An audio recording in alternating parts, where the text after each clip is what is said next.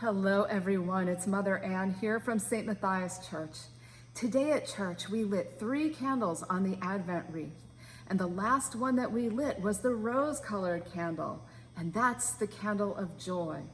And it brings me great joy today to bring to you the second part of our story called Look by Alora Alari, a story about Advent.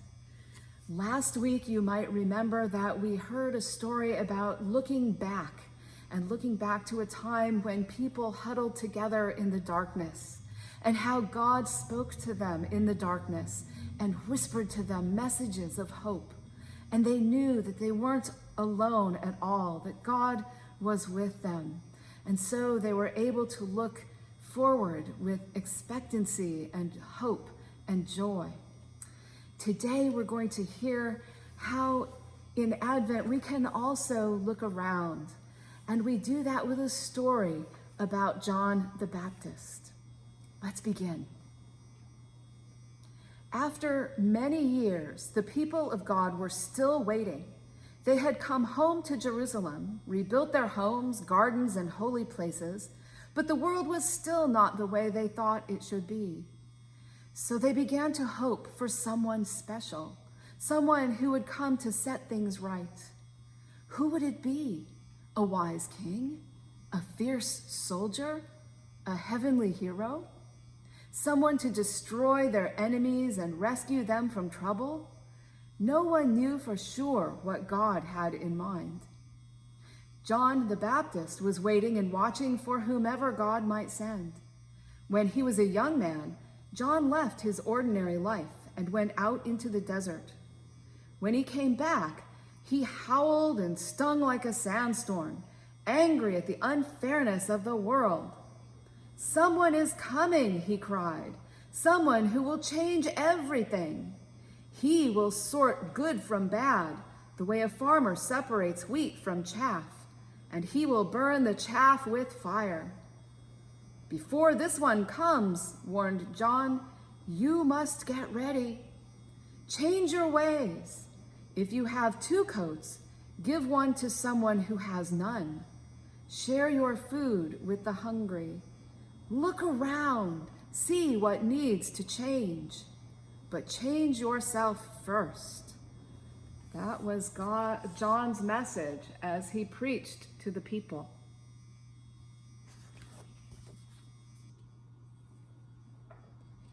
People who wanted to change came to John by the river.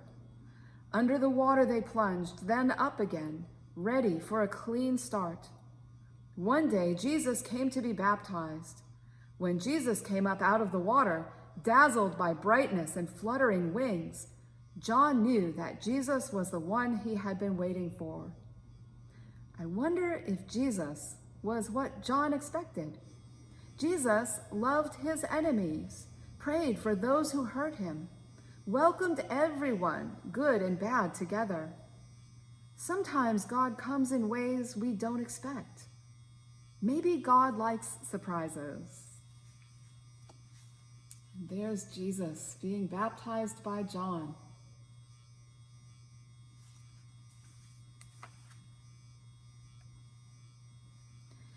During Advent, we look around. We try to see things we usually miss. We can read stories about people in other places and imagine what their lives are like. Some of the stories are sad. Why do some people have so much and others not enough? The world is still not the way it should be. The stories push us to ask hard questions. What needs to change? Is there anything we say or do that hurts others near or far away? How can we change our ways? At supper, we can say a new kind of prayer. Before we eat, we try to think of everyone who helped bring food to our table. Who planted the seeds and cared for the plants? Who picked the fruit and dug the vegetables? Who brought them to market? We thank God for everyone. We are all connected. And here we are saying our prayers and thinking of those who planted and harvested and those who bring the food to the market. How grateful we are to God for all of them. During Advent, we share.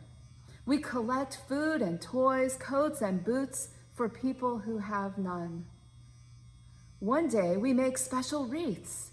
On green paper, we trace our hands many times, then cut out the shapes and put them in a basket. Whenever we do something kind, we glue another hand to the wreath. Day by day, the wreath gets fuller. It feels good to see how we are helping, but the wreath helps us too. It reminds us to look around and see how we can make the world better. Here we are collecting toys and food and sharing with those who don't have as much as we do. And here's an example of a wreath that we could make with green hands. Isn't that beautiful? Those are our hands doing good deeds and helping out and helping make the world a better place, helping to make the world a brighter place for others. Advent is a time for surprises. Each door of our calendar hides a tiny gift, one for every day. Even better are the surprises we create. With paints and potato stamps, we make Advent cards. On each one, we write a hopeful message to someone who needs cheer.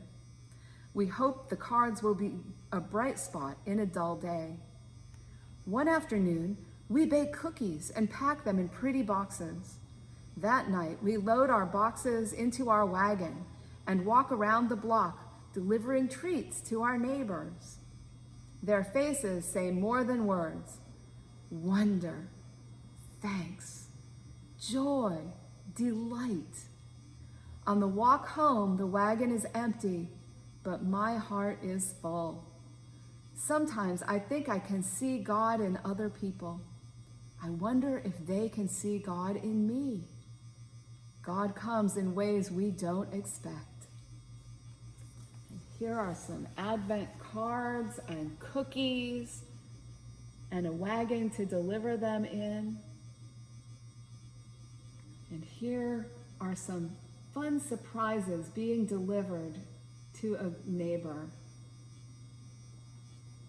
And how full and joyful that makes our hearts to give surprises and bring joy to others. I hope that you might find some of these activities exciting and try them out. And I look forward to reading to you again next week as we begin to look ahead to Christmas. God bless you all. I love you and God loves you. And I can't wait to be back together here at St. Matthias to have another big celebration together. Bye-bye now.